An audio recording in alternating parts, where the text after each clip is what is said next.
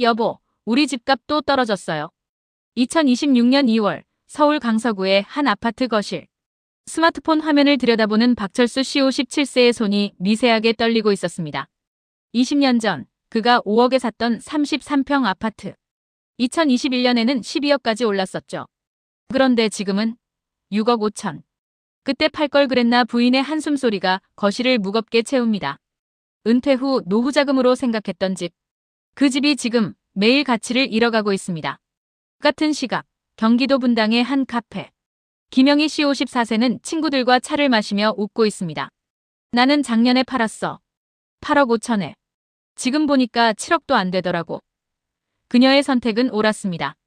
3억의 차익을 지키고 지금은 전세로 살며 기회를 엿보고 있죠. 도대체 무엇이 이 두 사람의 운명을 갈라놓았을까요? 2026년 대한민국 부동산 진짜 바닥을 찍었습니까? 오늘 우리는 그 답을 찾아 떠납니다. 40년 부동산 역사 속 진실을, 당신의 노후가 걸린 이 선택의 순간을 함께 들여다보겠습니다. 일부 무너지는 신화. 대한민국에서 부동산은 단순한 자산이 아니었습니다. 그것은 신화였죠. 집값은 절대 안 떨어진다. 서울 아파트는 언젠가 다시 오른다. 우리 부모 세대가 믿었던, 그리고 우리도 믿었던 이 공식. 2026년 지금 그 신화가 조각조각 부서지고 있습니다. 서울 강남구 대치동의 한 부동산 중개소. 벽면을 가득 채운 매물지들 사이로 한 중개사의 깊은 한숨이 들립니다. 요즘은 문의 전화조차 잘 안 와요. 오면 뭐합니까? 다들 더 떨어질 것 같다며 기다리는데 30년 경력의 이 중개사는 이런 분위기를 처음 겪는 게 아니라고 합니다. 1990년대 말에도 그랬고 2008년에도 그랬죠. 그런데 이번엔 좀 다릅니다. 무엇이 다를까요? 숫자가 말해줍니다. 2021년 정점 대비 서울 아파트 평균 가격은 약 28% 하락했습니다. 수도권 외곽은 40%가 넘는 곳도 있습니다. 더 무서운 건 속도입니다. 2023년부터 2026년까지 불과 3년. 30년 올랐던 가격이 3년 만에 반토막 난 지역도 있습니다. 부천의 한 아파트 단지. 입주 10년 차인 이곳은 2021년 평당 3,200만 원까지 올랐습니다. 지금은 1,800만 원. 빚내서 산 집인데 이제 집값이 대출금보다 적어요. 40대 직장인 최민준 씨의 목소리는 절박합니다. 하우스 푸어. 더 정확히는 하우스 데드. 집이 자산이 아니라 짐이 된 사람들. 2026년 대한민국에 이런 사람들이 수십만 명입니다. 그런데 정부는 말합니다. 지금이 바닥입니다. 매수 적기입니다. 건설업계도 외칩니다. 지금 안 사면 후회합니다. 분양 프리미엄이 돌아옵니다. 은행은 대출 문턱을 낮춥니다. 이자 인하됩니다. 지금이 기회입니다. 반면 SNS에는 다른 목소리가 넘칩니다. 아직 멀었다. 더 떨어진다. 인구 절벽, 금리 인상, 경기 침체 3중고다. 일본처럼 30년 간다. 도대체 누구 말이 맞는 걸까요? 서울 여의도의 한 경제연구소. 20년 차 부동산 애널리스트 정석호 박사는 조심스럽게 입을 엽니다. 바닥이냐 아니냐는 사실 아무도 모릅니다. 다만 우리가 확인할 수 있는 건 그가 모니터를 돌려 보여줍니다. 화면에는 복잡한 그래프들이 가득합니다. 과거 폭락기와 비교했을 때 현재 조정폭은 역대급입니다. 그리고 조정기간은 이제 3년째. 역사적으로 서울 부동산 조정기는 평균 4, 5년이었습니다. 그렇다면 답이 나온 걸까요? 1, 2년만 더 기다리면 오른다? 아닙니다. 정 박사가 고개를 젓습니다. 과거와 지금은 근본적인 조건이 다릅니다. 인구구조, 가계부채, 금리 환경 모든 것이 과거와 다릅니다. 그의 말은 명확합니다. 과거의 법칙은 더 이상 통하지 않는다는 것. 그렇다면 우리는 어떻게 해야 할까요? 이부 역사는 반복되는가? 시간을 거슬러 올라가 봅니다. 대한민국 부동산의 역사 속으로. 1990년 서울 아파트 가격이 폭등합니다. 투기과열지구 지정, 분양가 상한제. 정부의 강력한 규제에도 가격은 천정부지로 오릅니다. 그리고 1991년 폭락이 시작됩니다. 당시 강남 아파트를 샀던 김철호 씨 현재 75세. 그는 지금도 그 기억을 생생히 떠올립니다. 1990년에 평당 1,200만 원 주고 샀어요. 모두가 더 오른다고 했죠. 그런데 1년 만에 700만 원으로 떨어졌습니다. 거의 반토막이었죠. 그는 견뎠습니다. 팔지 않고 이를 악물고 버텼죠. 1995년쯤 되니 다시 오르기 시작했어요. 2000년에는 본전을 찾았고 2005년에는 2배가 됐습니다. 그의 결론은 명확합니다. 버티면 이긴다. 하지만 모두가 그렇게 성공한 건 아닙니다. 같은 시기 지방 도시에 아파트를 샀던 사람들. 그들 중 상당수는 아직도 본전을 못 찾았습니다. 1997년 IMF 외환위기가 터집니다. 부동산 시장은 다시 한번 얼어붙죠. 하지만 신기하게도 이번엔 빨리 회복됩니다. 2001년부터 서울 아파트는 다시 불타오릅니다. 그리고 2008년 글로벌 금융위기. 이번엔 정말 끝이다. 모두가 그렇게 말했습니다. 실제로 2008년 하반기 서울 아파트는 20% 가까이 떨어집니다. 하지만 그것도 잠깐. 2009년 하반기부터 다시 반등하기 시작합니다. 왜 그랬을까요? 저금리 정책, 정부의 대출 규제 완화, 그리고 무엇보다 풍부한 유동성. 돈이 넘쳐났습니다. 그 돈이 부동산으로 몰려들었죠. 2020년 코로나 팬데믹. 세상이 멈췄습니다. 하지만 부동산은 달랐습니다. 역설적이게도 집값은 폭등했죠. 재택근무로 넓은 집이 필요해졌다. 저금리로 대출이 너무 쉬워졌다. 돈을 풀어대니 인플레이션 해지가 필요하다. 이유는 많았습니다. 2020년부터 2021년까지 불과 2년. 서울 아파트는 평균 50% 이상 올랐습니다. 광기였습니다. 서울 송파구의 한 아파트는 10억에서 18억으로. 경기도 과천의 한 아파트는 12억에서 22억으로. 이번엔 다르다. 메가시티 시대다. 영끌영혼까지 끌어모아 해서라도 사야 한다. 2030 세대까지 빚을 내서 집을 샀습니다. 그리고 2022년 미국 연준이 금리를 올리기 시작합니다. 한국은행도 따라갑니다.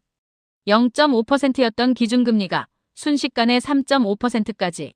대출이자가 폭증합니다. 집을 사려던 사람들이 발을 뺍니다. 집을 판다고 내놓는 사람들은 늘어납니다. 2023년부터 본격적인 하락이 시작됩니다. 역사는 우리에게 무엇을 말해줄까요? 집값은 항상 회복됐다. 맞습니다. 과거에는요. 하지만 주의해야 할 점이 있습니다. 첫째, 회복의 시기는 달랐습니다. 1991년 폭락 후 본전 찾는 데 10년. 2008년 하락 후 반등하는 데 1년. 둘째, 지역에 따라 결과가 달랐습니다. 서울 강남은 항상 회복했지만 지방 소도시는 아니었죠. 셋째, 회복의 배경에는 항상 유동성이 있었습니다. 저금리와 풍부한 자금. 그런데 2026년 지금은 어떻습니까? 금리는 여전히 높습니다. 가계부채는 역대 최고입니다. 출산율은 0.7명대로 세계 최저입니다. 이번엔 다르다는 말. 우리는 2021년에도 들었습니다. 그때는 더 오른다는 의미로. 지금은 반대로 더 떨어진다는 의미로 같은 말을 듣고 있습니다. 과연 이번엔 정말 다를까요? 3부 공포의 실체. 부동산 시장을 움직이는 가장 큰 힘. 그것은 숫자가 아닙니다. 심리입니다. 공포와 탐욕. 이 두 감정이 집값을 만듭니다. 2026년 2월 서울 서초구의 한 아파트 분여회 모임. 50대 주부 7명이 모여 있습니다. 요즘 우리 단지 시세 아세요? 작년보다 또 5천 떨어졌대요. 한 주부의 말에 모두의 표정이 어두워집니다. 우리 남편 퇴직하면 집 팔아서 지방 가려고 했는데 이러다 노후자금 다 날리겠어요. 공포가 전염됩니다.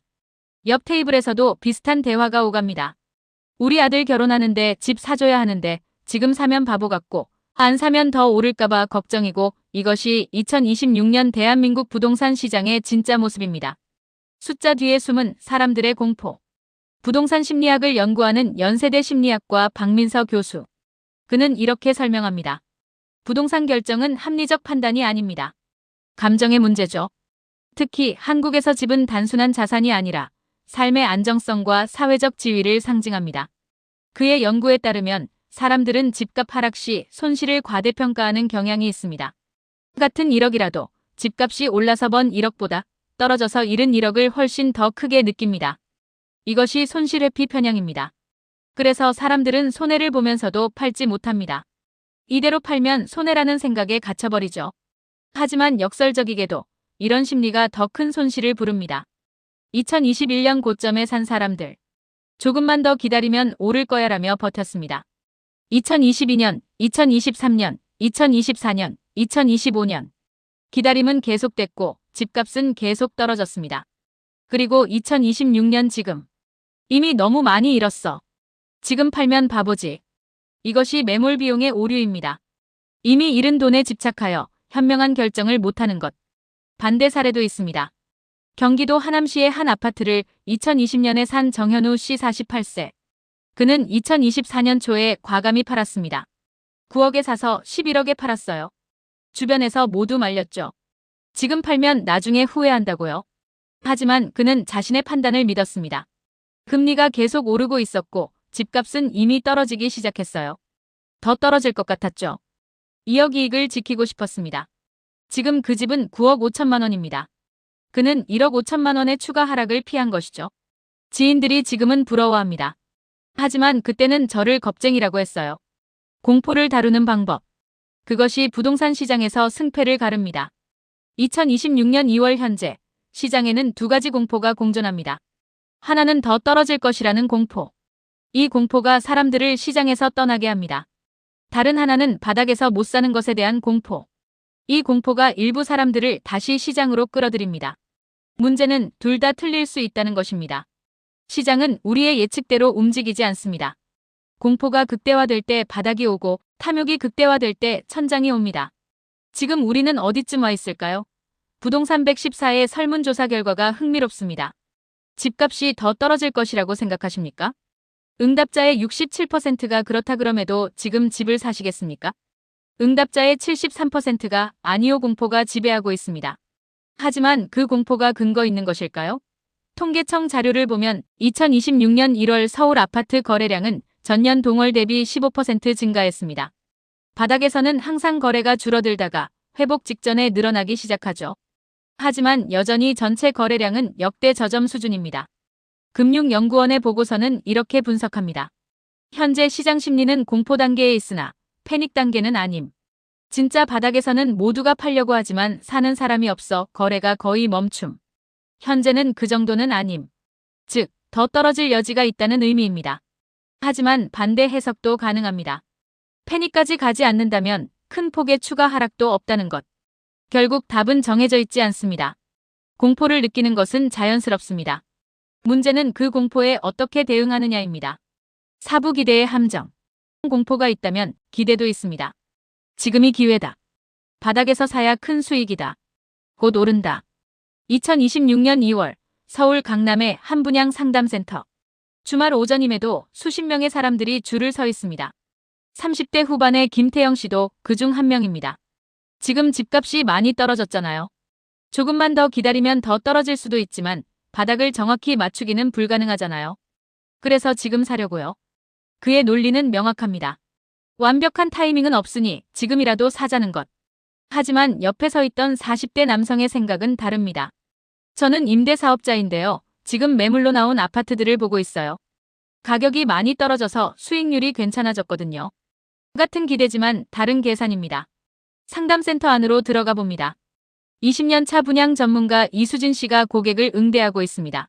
지금이 정말 좋은 타이밍입니다. 분양가가 많이 내려왔고 프리미엄도 기대할 수 있습니다. 그녀는 능숙하게 숫자를 보여줍니다.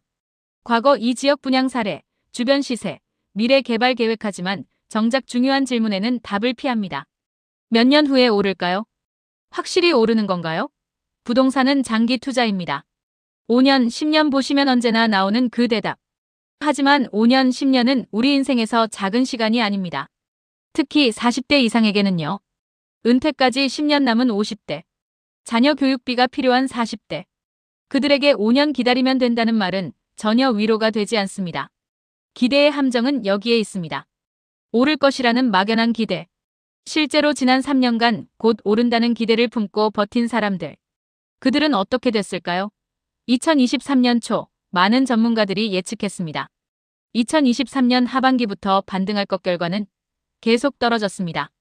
2024년 초 또다시 예측했습니다. 금리 인하가 시작되면 바로 오른다. 금리는 조금 내려갔지만 집값은 여전히 하락세. 2025년 초 다시 예측했습니다. 이번엔 진짜다. 거래량이 늘고 있다. 거래량은 늘었지만 가격은 횡보하거나 약간 떨어졌습니다. 그리고 2026년 2월 지금. 이번엔 정말 바닥이다. 과연 그럴까요? 한국개발연구원 KDI의 김준영 박사는 경고합니다. 바닥이라는 확신은 위험합니다. 시장은 우리 예상보다 훨씬 오래, 훨씬 깊게 조정될 수 있습니다. 그는 일본의 사례를 듭니다. 일본은 1990년 부동산 버블 붕괴 후 20년 넘게 하락했습니다. 도쿄 중심부조차 1990년 가격을 2010년까지 회복하지 못했죠. 물론 한국은 일본이 아닙니다. 인구 구조, 경제 상황, 문화가 다릅니다. 하지만 무시할 수도 없습니다. 한국의 합계 출산율 0.72명 2024년 기준. 일본이 가장 낮았을 때보다 더 낮습니다. 한국의 가계부채 GDP 대비 102% 2025년 기준. 일본 버블 당시와 비슷한 수준입니다. 경기도 광명의 한 아파트 단지. 입주 5년 차인 이곳에서 이민호 씨를 만났습니다. 2021년에 8억 주고 샀어요. 앞으로 10억은 갈 것이라는 기대로요. 지금은 5억 5천입니다. 그는 쓴웃음을 짓습니다. 모두가 오를 거라고 했어요. 역세권이고 학군도 좋고 재건축 기대도 있다고요. 그런데 현실은 그의 사례는 특별한 게 아닙니다. 수도권 곳곳에서 벌어지는 일입니다. 기대는 때로 우리를 맹목적으로 만듭니다. 집값은 언젠가 오른다. 맞습니다. 언젠가는요. 하지만 그 언젠가가 언제인지, 그리고 그때까지 우리가 버틸 수 있는지가 문제입니다. 더 큰 함정이 있습니다. 기회비용입니다. 지금 집에 투자한 1억. 그 1억을 다른 곳에 투자했다면 주식, 채권, 예금. 2023년부터 2026년까지 3년간 코스피 지수는 약 20% 상승했습니다. 은행 예금 금리는 평균 4% 수준을 유지했습니다. 집값은 평균 25% 하락했습니다. 물론 이건 평균입니다. 어떤 집은 10%만 떨어졌고 어떤 집은 40% 떨어졌습니다. 하지만 분명한 건 대부분의 경우 집은 최악의 선택이었다는 것입니다. 그럼에도 사람들은 기대합니다. 곧 오를 것이라고. 그 기대가 현실이 될까요? 아니면 또 한 번의 실망으로 끝날까요? 오부 숫자가 말하는 진실. 감정을 잠시 내려놓고 차갑게 숫자를 봅시다. 2026년 2월 기준 대한민국 부동산 시장의 펀더멘털은 어떨까요?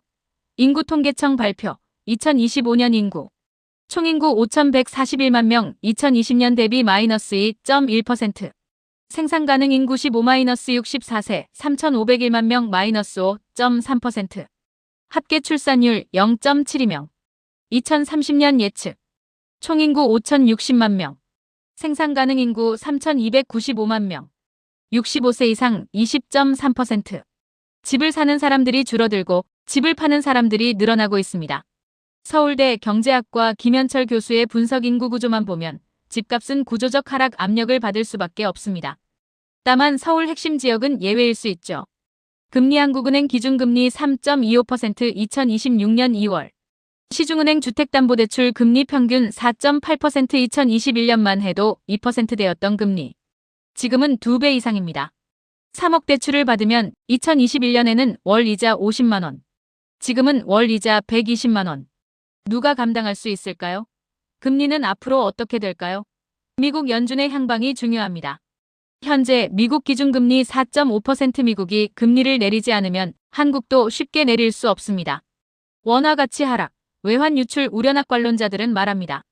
2026년 하반기부터 금리 인하가 본격화될 것하지만 인플레이션이 다시 올라오면 금리 인하는 연기됩니다.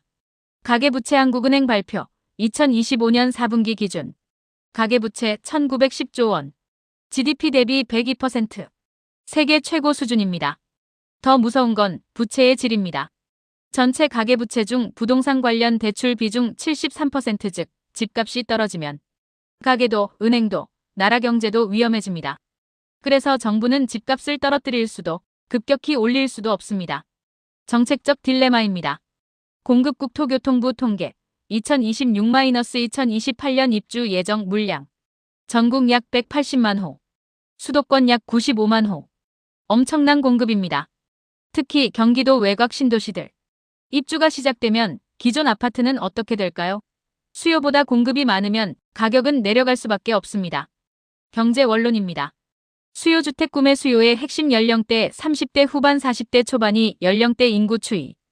2020년 860만 명, 2025년 750만 명, 2030년 650만 명. 수요가 급감하고 있습니다. 더구나 이들의 소득은 실질임금 상승률이 물가 상승률을 못 따라갑니다. 집을 사고 싶어도 살 수 없는 사람들이 늘어나고 있습니다. 전세시장 또 하나의 변수, 전세시장. 2021년 전세 구하기 너무 어려움 집값 상승 압력. 2026년 전세 물량 넘쳐남 집값 하락 압력 전세가율. 2021년 평균 80%, 2026년 평균 62%. 전세 수요가 줄어들면서 집주인들은 매매 시장에 물량을 쏟아냅니다. 악순환이 시작됩니다. 지역 격차 중요한 포인트. 모든 지역이 같지 않습니다. 서울 강남 3구 강남 서초 송파. 2021년 정점 대비 마이너스 18%. 서울 외곽 강서 강북 도봉 등.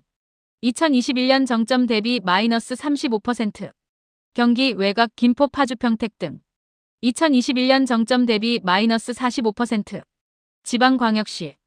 2021년 정점 대비 마이너스 25%. 지방 중소도시. 2021년 정점 대비 마이너스 50% 이상. 양극화가 심화되고 있습니다. 숫자가 말하는 결론은 명확합니다. 대한민국 부동산 시장은 구조적 하락 압력 속에 있다. 하지만 여기에 하나의 변수가 있습니다. 정부 정책 역대 정부는 항상 집값 폭락을 막았습니다. 규제 완화, 대출 지원, 세제 혜택 2026년 정부도 마찬가지입니다. 최근 발표된 대책. 생애 최초 구매자 LTV 80%까지 확대. 취득세 한시 감면. 재건축 규제 완화. 집값을 올리겠다는 게 아닙니다.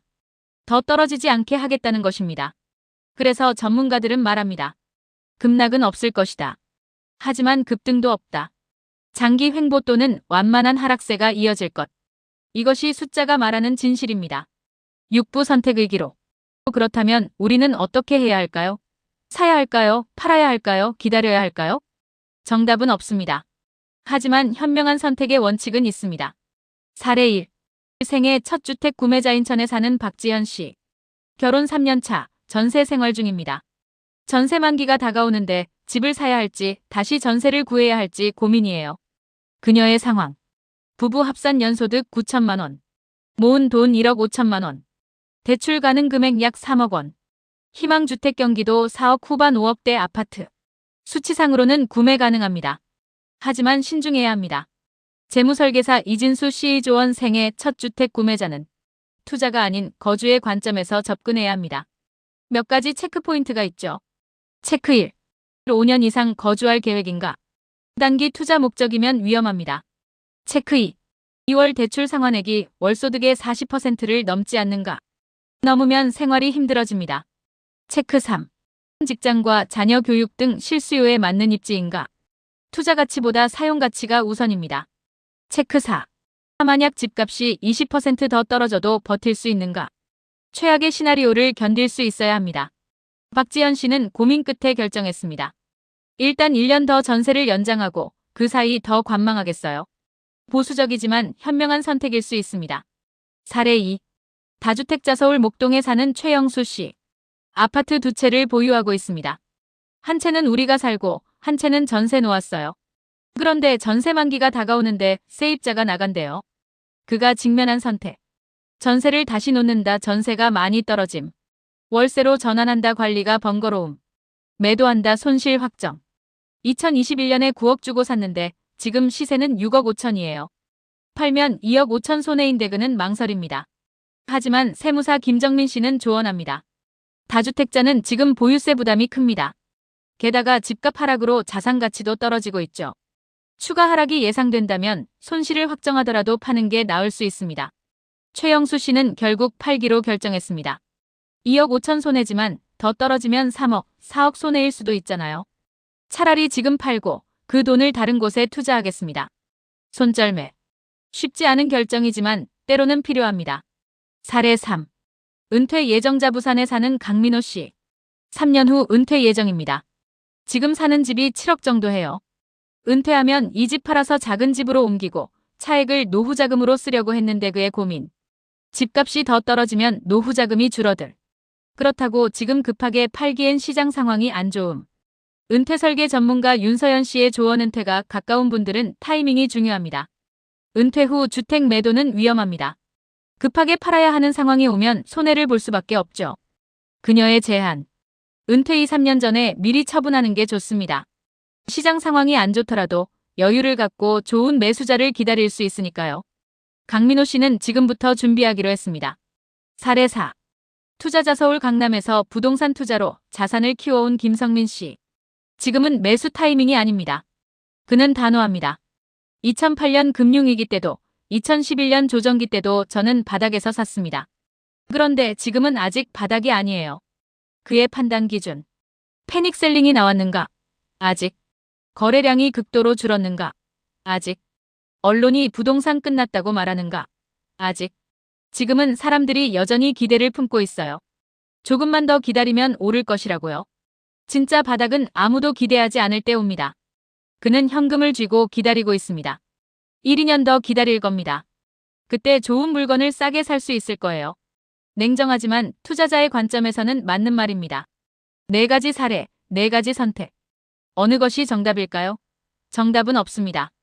각자의 상황에 맞는 선택이 있을 뿐입니다. 하지만 공통적인 원칙은 있습니다. 원칙 1. 감정이 아닌 숫자로 판단하라. 집값이 오를 것 같다는 느낌이 아니라 실제 수치와 데이터를 봐야 합니다. 원칙 2. 최악의 시나리오를 준비하라. 만약 집값이 30% 더 떨어진다면 이 질문에 답할 수 있어야 합니다. 원칙 3. 목적을 명확히 하라. 투자인가, 거주인가, 노후 대비인가. 목적에 따라 전략이 달라집니다. 원칙 4. 시장을 이기려 하지 마라. 바닥을 정확히 맞추는 것은 불가능합니다. 합리적인 범위 안에서 결정하면 됩니다. 원칙 5. 고빚은 신중하게. 고금리 시대의 과도한 대출은 독입니다. 월 상환액이 감당 가능한 수준인지 확인하세요. 7부 미래의 단서. 그렇다면 앞으로는 어떻게 될까요? 아무도 정확히 알 수 없습니다. 하지만 단서는 있습니다. 단서 1. 금리 미국 연준의 2026년 정책 방향. 현재 시장은 2026년 하반기 추가 금리 인하를 예상합니다. 만약 금리가 내려간다면 부동산 시장의 호재입니다. 대출이 쉬워지고 매수 여력이 생기니까요.